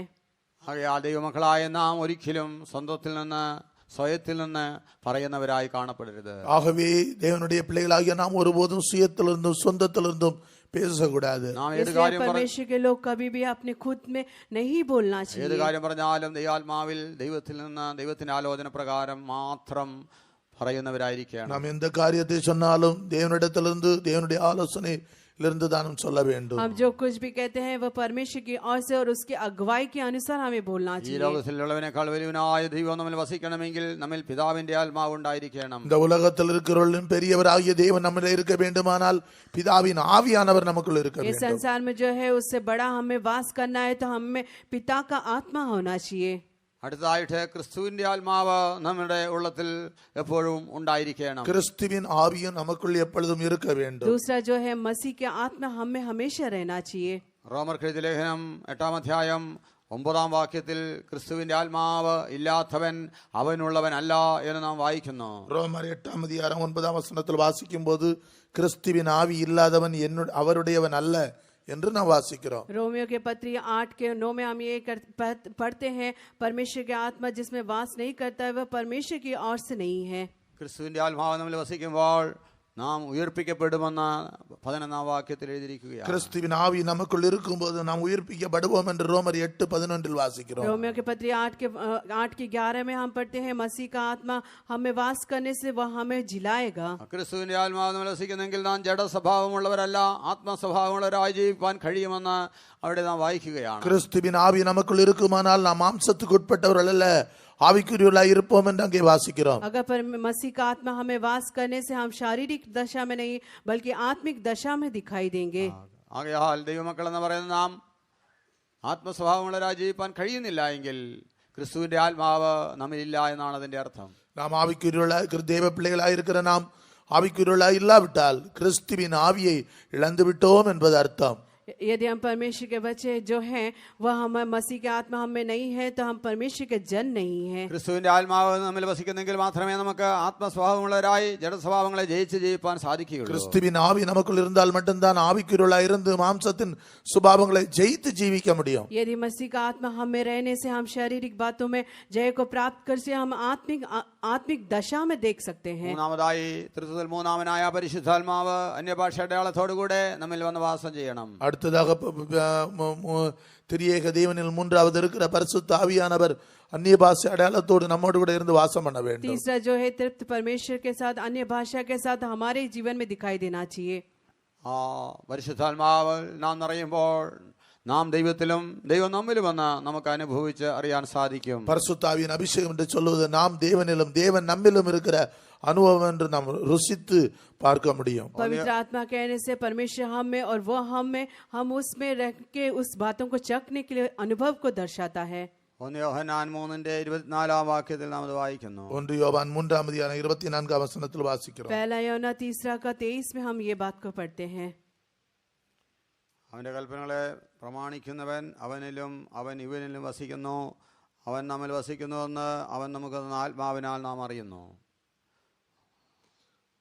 24-ാം വാക്യം 3:20. അവന്റെ കൽപ്പനകളെ പ്രമാണിക്കുന്നവൻ അവനിലും അവൻ ഇവനിലും വസിക്കുന്നു, അവൻ നമ്മിൽ വസിക്കുന്നു എന്ന് അവൻ നമുക്ക് തന്ന ആത്മാവിനാൽ നാം അറിയുന്നു.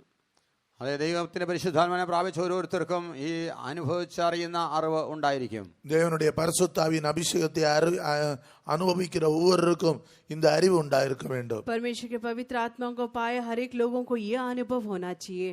ഈ ലോകത്തിലുള്ളവനേക്കാൾ വലിയവൻ നമ്മിൽ വസിക്കുന്നു. இந்த உலகத்தில் இருப்பவர்களும் பெரியவர் நம்மிலே இருக்கிறார். इस संसार में जो है उससे बड़ा हम में है. നമ്മുടെ ദൈവം വലിയവനായ ദൈവമാണ്. நம்முடைய தேவன் பெரியவரான தேவன். हमारा परमेश्वर बड़ा परमेश्वर है. യേശു പിതാവിനെ കുറിച്ച് പറയുന്നു, പിതാവ് എല്ലാവരെക്കാളും വലിയവൻ. இயேசு பிதாவை குறித்து சொல்லுகிறார், அவர் எல்லாரிலும் பெரியவர். यीशु जो है पिता के बारे में कहता है वह सबसे बड़ा है। നമ്മുടെ ദൈവത്തിന്റെ കരം വലിയ കരമാണ്. நம்முடைய தேவனுடைய கரம் பெரிய கரம். हमारा परमेश्वर का हाथ बड़ा हाथ है। യെശയ്യാവിന്റെ പുസ്തകം 40:12 വാക്യത്തിൽ വായിക്കുന്നു, അവൻ ഉള്ളം കൈകൊണ്ട് വെള്ളത്തെ അളക്കുന്നവനാണ്. ஏசாயா 40:12 வாசிக்கிறோம், அவர் உள்ளங்கையிலே தண்ணீரை அளக்கிறார். ആകാശത്തിന്റെ പരിമാണം ഞാണുകൊണ്ട് കൈകൊണ്ട് അളക്കുന്നു. வானத்தையும் அவர் தன் கைகளினால் அளக்கிறார். वह आकाश को सारे बातों का अपने हाथों के द्वारा नापता है करके लिखा गया है। സമുദ്രത്തിലെ വെള്ളത്തെ ഉള്ളം കൈകൊണ്ട് 1 2 3 നാളെ കഴിയുമ്പോൾ അത് തീരും. சமுத்திரத்தின் தண்ணீரை 1 2 3 என்று தன்னுடைய உள்ளங்கையில் அளக்கும் போது அது முடிந்துவிடும்.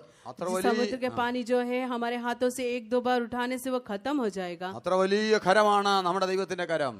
அப்படிப்பட்ட ஒரு பெரிய கரம் தான் தேவனுடைய கரம். हमारा परमेश्वर हमारे हाथों से बड़ा हाथ है। 40 അധ്യായം 12 മുതൽ താഴോട്ട് വായിച്ചാൽ നമ്മുടെ ദൈവത്തിന്റെ അപ്രമാദിത്വത്തെ കുറിച്ച് അവലഭത്വത്തെ കുറിച്ച് നമുക്ക് കാണുവാൻ സാധിക്കുന്നു. கீழே வாசிக்கும் போது ஆண்டவருடைய பெரிய வல்லமையை குறித்து நாம் அந்த ஏசாயா 40:12 வசனத்திலிருந்து கீழே வாசிக்க முடியும். हम उसके नीचे के बाग में पढ़ते हैं, हमारा परमेश्वर का बाग जो है बहुत बड़ा है। അവൻ വലിയ പർവ്വതങ്ങളെയെല്ലാം തുലാസിൽ തൂക്കി നോക്കുന്നു. அவன் பர்வதங்களை எல்லாம் திராசிலே தூக்கி பார்க்கிறார். वो जो पहाड़ों को है तराजू में तोलता है। നമ്മുടെ ദൈവം എത്ര വലിയവനായ ദൈവമാണ്. நம்முடைய தேவன் எவ்வளவு பெரிய தேவன். हमारा परमेश्वर इतना बड़ा परमेश्वर है। ആ കരം കൊണ്ടാണ് ഇസ്രായേലിനെ മിസ്രയീമിൽ നിന്ന് വിടുവിച്ചത്. அப்படிப்பட்ட அந்த கரத்தை வைத்து இஸ்ரவேல் ஜனங்களை எகிப்திலிருந்து விடுதலையாக்கினார். उस बड़े हाथ के द्वारा परमेश्वर ने इस्राएलियों को मिस्र से छुड़ाया है। ബലമുള്ള കൈ കൊണ്ടും നീട്ടിയ ഭുജം കൊണ്ടും മിസ്രയീമിൽ നിന്ന് ഇസ്രായേലിനെ വിടുവിച്ചു. அவர் பலமுள்ள கரத்தினாலே ஓங்கிய புயத்தினாலே இஸ்ரவேல் ஜனங்களை எகிப்திலிருந்து விடுதலையாக்கினார். उसके बलवंत हाथों के द्वारा उसने इस्राएलियों को मिस्र के देश से छुड़ाया है। ഈ ലോകത്തുള്ളവനേക്കാൾ വലിയവനാണ് നമ്മുടെ ദൈവം. ആ കരം കൊണ്ടാണ് ആത്മീയ ഇസ്രായേലായ നമ്മെയും വിടുവിച്ചിരിക്കുന്നത്. இந்த உலகத்தில் இருக்கிறவர்களும் பெரியவர் தான் நம்முடைய தேவன்.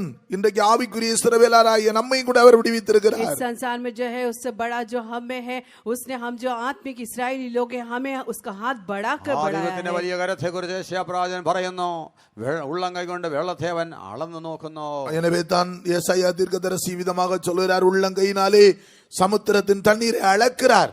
इसलिए ही एशिया के भाग में लिखा जाता है कि वो महासागर को अपने हाथों के चिल्लू से वो नापता है। ആ ദൈവത്തിന്റെ കരത്തെ കുറിച്ച്, പിതാവായ ദൈവത്തിന്റെ ആ വലിയ കരത്തെ കുറിച്ച് പുത്രനായ യേശു സാക്ഷ്യം പറയുകയാണ്. பிதாவுடைய பெரிய கரத்தை குறித்து புத்திரனாய் குமாரனாய் இயேசு கிறிஸ்து சாட்சி கொடுக்கிறார். पिता जो परमेश्वर उसके बड़े हाथों के बारे में, उसका पुत्र यीशु जो है उसके बारे में गवाही देता है।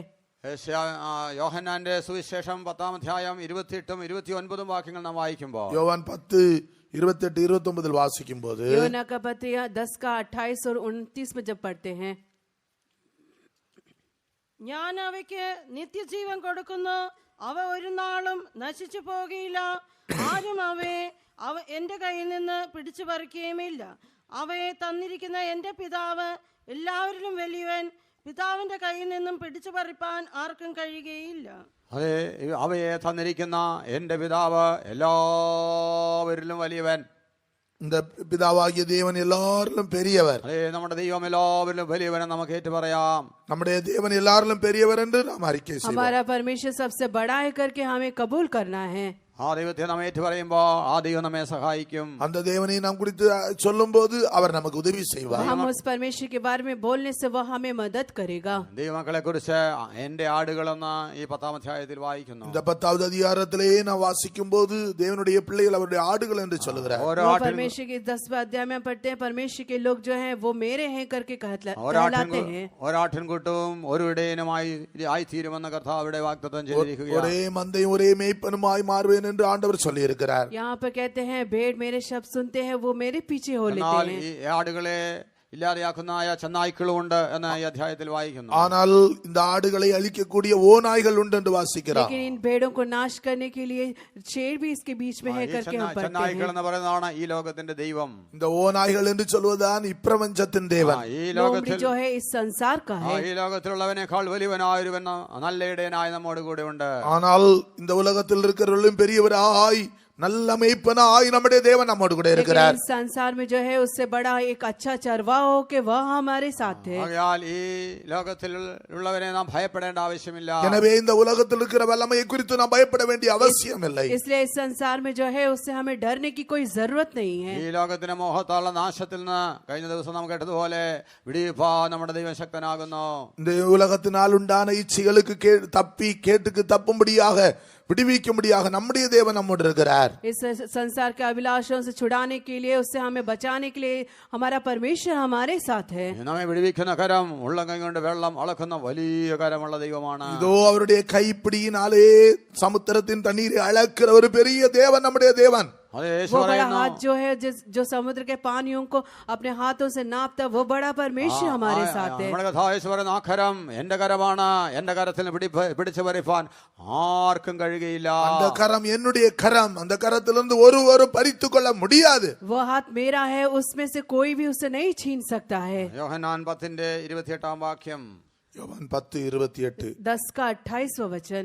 ഞാൻ അവയ്ക്ക് നിത്യജീവൻ കൊടുക്കുന്നു, അവ ഒരു നാളും നശിച്ചു പോകുകയില്ല, ആരും അവയെ എന്റെ കയ്യിൽ നിന്ന് പിടിച്ചു പറിക്കുകയുമില്ല. നമ്മുടെ യേശുവിന്റെ കരങ്ങളിൽ നാം ഇപ്പോൾ ആയിരിക്കുകയാണ്. நாம் இப்பொழுது இயேசுவினுடைய கரத்திலே இருக்கிறோம். हम अभी हमारे यीशु के हाथों में हैं। അവൻ നമുക്ക് നല്ല ഇടയനാണ്. அவரே நம்முடைய நல்ல மேய்ப்பன். वही हमारा अच्छा അവൻ चरवाहा നമുക്ക് है। ഇടയ ശ്രേഷ്ഠനാണ്.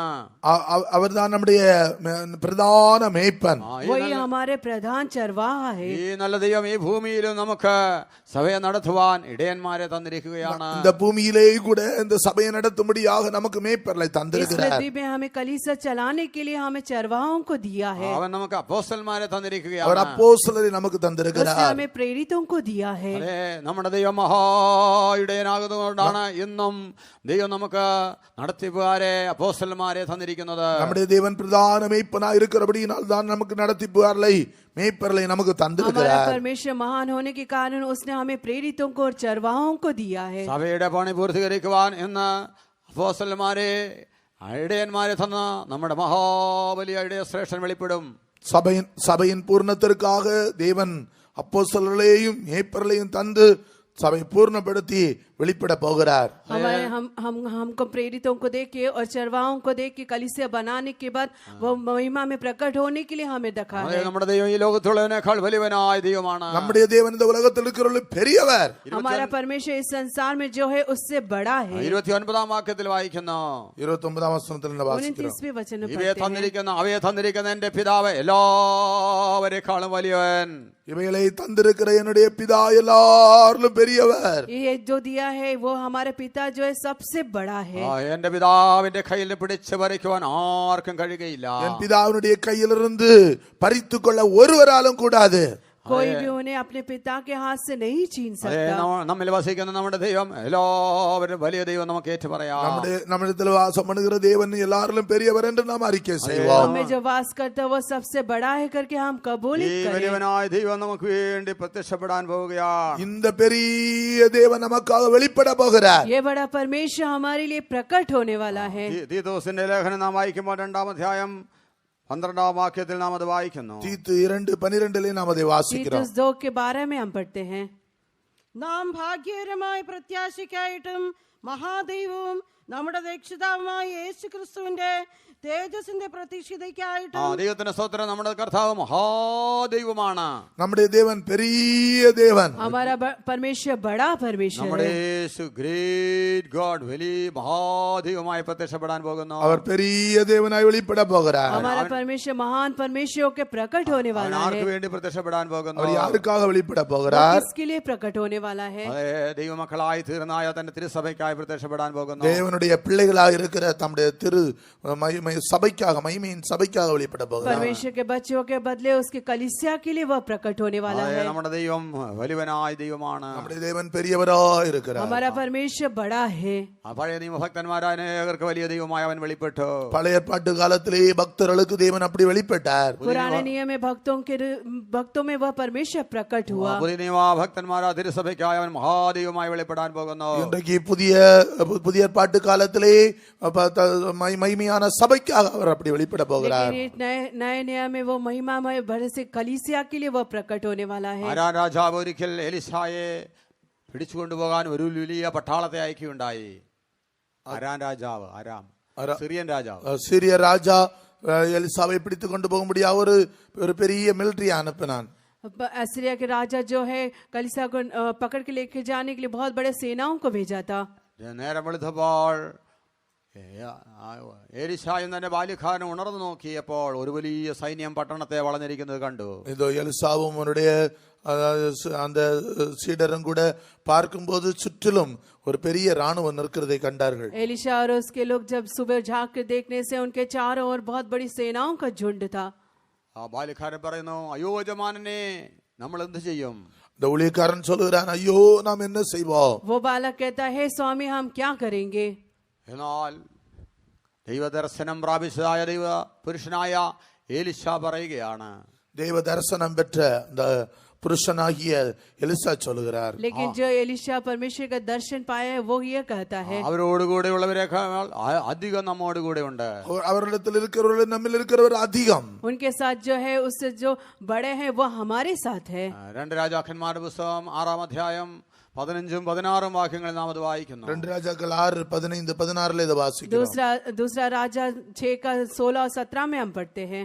ദൈവപുരുഷന്റെ ബാല്യക്കാരൻ രാവിലെ എഴുന്നേറ്റ് പുറത്തിറങ്ങിയപ്പോൾ ഒരു സൈന്യം കുതിരകളും രഥങ്ങളുമായി പട്ടണം വളഞ്ഞിരിക്കുന്നത് കണ്ടു. ബാല്യക്കാരൻ അവനോട്, അയ്യോ യജമാനനെ, നാം എന്തു ചെയ്യും എന്ന് പറഞ്ഞു. അതിന് അവൻ, പേടിക്കേണ്ട, നമ്മോട് കൂടെയുള്ളവർ അവരോട് കൂടെയുള്ളവരെക്കാൾ അധികം എന്ന് പറഞ്ഞു. നോക്കുക, ശരിയായ ദർശനമുണ്ടെങ്കിൽ മാത്രമേ നമ്മോടുകൂടെ വലിയവനായ ദൈവത്തെ അനുഭവിച്ചറിയാൻ സാധിക്കുകയുള്ളൂ. சரியான ஒரு வெளிப்படுத்தல் இருந்தால் மட்டும்தான் நம்மோடு இருக்கிற அதிகமான தேவனுடைய வல்லமையை விளங்கிக் கொள்ள முடியும். अगर हमें एक सही दर्शन देने से जो हमें है वो सही परमेश्वर को हम चेक कर देख सकते हैं. എലീശായ്ക്ക് ആ ദർശനം ഉണ്ടായിരുന്നു, ബാല്യക്കാരന് ദർശനമില്ലായിരുന്നു. எலிசாவுக்கு அந்த தரிசனம் இருந்தது, அந்த ஊழியக்காரனுக்கு அந்த தரிசனம் இல்லை. एलिशा में वो दर्शन था लेकिन उस बालक में वो दर्शन नहीं था. നമ്മോടുകൂടെയുള്ള എല്ലാവർക്കും ഒരുപക്ഷെ ആ ദർശനം ഉണ്ടായിരുന്നു വരികയില്ല. ஒருவேளை நம்மோடு இருக்கிற எல்லாருக்கும் அந்த தரிசனம் இருக்கும் என்று சொல்ல முடியாது. शायद हमें जो यहाँ पर कई लोग हैं उसमें वो दर्शन नहीं होंगे. എന്നാൽ എലീശ ബാല്യക്കാരന് വേണ്ടി പ്രാർത്ഥിച്ചു. ஆனால் எலிசா அந்த வாலிபனுக்கு அந்த ஊழியக்காரனுக்காக ஜெபித்தார். लेकिन वो एलिशा जो है उस बालक या उस सेवक के लिए प्रार्थना करता है. ദർശനമില്ലാത്തവർക്കെല്ലാം ദർശനം ലഭിക്കാൻ വേണ്ടിയാണ് ഈ ബൈബിൾ ക്ലാസ്. தரிசனம் இல்லாதவர்களுக்கு தரிசனத்தை கொடுக்கும்படியாக தான் இந்த வேத பாடக்கூட்டம். दर्शन जिसको नहीं है उनको दर्शन देने के लिए ये शास्त्र अध्ययन रखा गया है. കേട്ടതായ ദൈവത്തിന്റെ പരിശുദ്ധാത്മാവ് നമുക്ക് വെളിപ്പെടുത്തിയ ഈ വചനങ്ങളെല്ലാം നമ്മെയും കൂടെ അതേ ദർശനമുള്ളവരാക്കി തീർക്കട്ടെ. இந்த நாம் கேட்ட வசனங்கள் எல்லாம் நம்முடைய ஜீவியத்தில் அப்படிப்பட்ட தரிசனமுடையவர்களாய் நம்மை மாற்றட்டும்.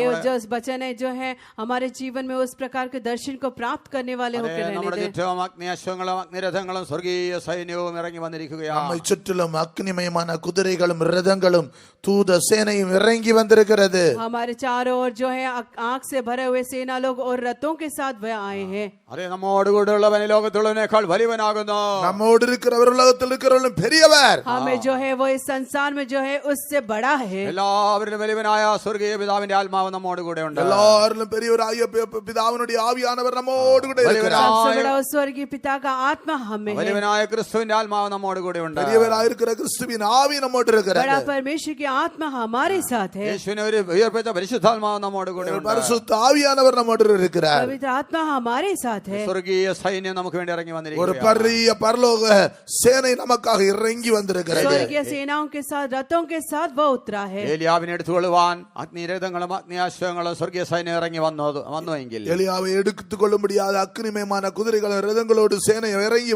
வந்திருக்குமானால், एलिया को लेकर जाने के लिए अग्निमय रथों के साथ यदि वह उतरा है तो മഹാദൈവം നമ്മുടെ രക്ഷിതാവുമായ യേശു സ്വർഗീയ സൈന്യത്തോടുകൂടി ഇറങ്ങി വരാൻ ஓ പോകുകയാണ്. மகா பெரிய தெய்வம் ஒரு பெரிய பரலோக சேனையோடு பரலோகத்திலிருந்து இறங்கி வர போகிறார். महान परमेश्वर जो है पवित्र रथों के साथ अग्निमय रथों के साथ उतरा है. നമ്മുടെ യേശു വരാൻ പോകുകയാണ്. நம்முடைய இயேசு வர போகிறார். हमारे यीशु आने वाला ഈ है. കൺവെൻഷൻ മുഖാന്തരമായി നമുക്ക് യേശുവിന്റെ വരവിനായി നമുക്ക് ഒരുങ്ങാം. இந்த கன்வென்ஷன் மூலமாய் கர்த்தருடைய வருகைக்கு நம்மை इस ஆயத்தப்படுத்திக் सम्मेलन கொள்வோம். के जरिए हम उसके लिए आगमन के लिए तैयार हो जाएं. എല്ലാവരും തങ്ങളെ തന്നെ സമർപ്പിക്കാം. எல்லாரும் முழுமையாய் தேவனுக்கு தங்களை ഞങ്ങളെ ഒപ്പുകൊടുப்போம். सभी लोग अपने आप को समर्पण करें, എല്ലാവരും കണ്ണുകളെ അടയ്ക്കാം, எல்லாரும் കണ്ണുകളെ सभी മൂടുவோம், लोग आंखों को बंद करें, മുഴങ്കാലിലെ മടക്കാം. മുഴങ്കാലുകളെ മടക്കുவோം. घुटनों में बैठे। നമ്മുടെ യേശു വരാൻ പോകുന്നു. നമ്മുടെ യേശു വരപ്പോകുന്നു. हमारा यीशु आने वाला ഈ है। ലോകത്തുള്ളവനെ നമുക്ക് ഭയപ്പെടേണ്ട. இந்த உலகத்தின் வல்லமைகளுக்காக நாம் பயப்பட வேண்டிய அவசியம் இல்லை. അതേ इस നമ്മുടെ संसार യേശു की आत्माओं को भय न करें। യേശുവിന്റെ വരുമെങ്കിൽ ഈ ലോകത്തിന് ദൈവ ശത്രു ലജിച്ചു പോകാൻ പോകുകയാണ്. இந்த இயேசு வரும்போது இப்பிரபஞ்சத்தின் உலகத்தின் அதிபதியானவன் வெட்கப்பட்டு போகிறான். संसार यीशु जब आएगा, इस संसार के अधिपति सब शर्मिंदा നാം होंगे। യേശുവോടുകൂടെ പെട്ടെന്ന് എടുക്കപ്പെടാൻ நாம் പോകുകയാണ്. இயேசுவோடு கூட ഇമൈപ്പൊழுதிலே എടുത്തുകൊള്ളപ്പെட போகிறோம். हम यीशु के साथ उठा लिए जाने वाले നാം हैं। അങ്ങനെ എപ്പോഴും കർത്താവിനോടുകൂടി ഇരിക്കാൻ நாம் പോകുകയാണ്. அப்படியே எடுத்துக்கொள்ளப்பட்டு இயேசுவோடு கூட இருக்க போகிறோம். हम ऐसे उठा लिए जाके उसके साथ बैठाए जाएंगे। ഉറപ്പുള്ള വാഗ്ദത്തം കർത്താവ് നമുക്ക് തന്നിരിക്കുന്നു. நமக்கு உறுதியான வாக்குத்தத்தங்களை தேவன் தந்திருக்கிறார். निश्चय वायदों को उसने हमें दिया ഈ है। പ്രത്യാശയോടുകൂടെ കർത്താവിനെ നമുക്ക് എതിരേൽക്കാം. நம்பிக்கையோடு நம்முடைய இயேசுவை நாம் சந்திப்போமாக. आशा के साथ हमारे यीशु को हम मुलाकात करेंगे। ഇടയ ശ്രേഷ്ഠൻ വെളിപ്പെടാൻ കാലമെടുത്തു വരുന്നിതാ, കൂലി തന്റെ കയ്യിലും പ്രതിഫലമുമായിതാ. ഇടയ ശ്രേഷ്ഠൻ വെളിപ്പെടാൻ കാലമടുത്തു വരുന്നിതാ, കൂലി തന്റെ കയ്യിലും പ്രതിഫലവുമായിതാ. എഴുന്ന ശോഭിപ്പീൻ, ദീപം തെളിപ്പീൻ, പറന്നു പോകാൻ കാലമേറ്റമടുത്തു വരുന്നിതാ. വാനിൽ പറന്നു പോകാൻ കാലമേറ്റമടുത്തു വരുന്നിതാ. നിൻ കിരീടം എടുത്തിടാതെ സൂക്ഷിക്കോ, ജീവിതാവസ്ത്രത്തെ നീ വെണ്മയാക്കി കൊള്ളുക. കിരീടമാരുമേ എടുത്തിടാതെ സൂക്ഷിക്കോ, ജീവിതാവസ്ത്രത്തെ നീ വെണ്മയാക്കി കൊള്ളുക. ശോഭിപ്പീൻ, ദീപം തെളിപ്പീൻ, പറന്നു പോകാൻ കാലമേറ്റമടുത്തു വരുന്നിതാ. വാനിൽ പറന്നു പോകാൻ കാലമേറ്റമടുത്തു വരുന്നിതാ. എഴുന്ന ശോഭിപ്പീൻ, ദീപം തെളിപ്പീൻ, പറന്നു പോകാൻ കാലമേറ്റമടുത്തു വരുന്നിതാ. വാനിൽ പറന്നു പോകാൻ കാലമേറ്റമടുത്തു വരുന്നിതാ. എഴുന്ന ശോഭിപ്പീൻ, ദീപം തെളിപ്പീൻ, പറന്നു പോകാൻ കാലമേറ്റമടുത്തു വരുന്നിതാ. വാനിൽ പറന്നു പോകാൻ കാലമേറ്റമടുത്തു വരുന്നിതാ. എഴുന്ന ശോഭിപ്പീൻ, ദീപം തെളിപ്പീൻ, പറന്നു പോകാൻ കാലമേറ്റമടുത്തു വരുന്നിതാ. വാനിൽ പറന്നു പോകാൻ കാലമേറ്റമടുത്തു വരുന്നിതാ. എഴുന്ന ശോഭിപ്പീൻ, ദീപം തെളിപ്പീൻ, പറന്നു പോകാൻ കാലമേറ്റമടുത്തു വരുന്നിതാ. വാനിൽ പറന്നു പോകാൻ കാലമേറ്റമടുത്തു വരുന്നിതാ. എഴുന്ന ശോഭിപ്പീൻ, ദീപം തെളിപ്പീൻ, പറന്നു പോകാൻ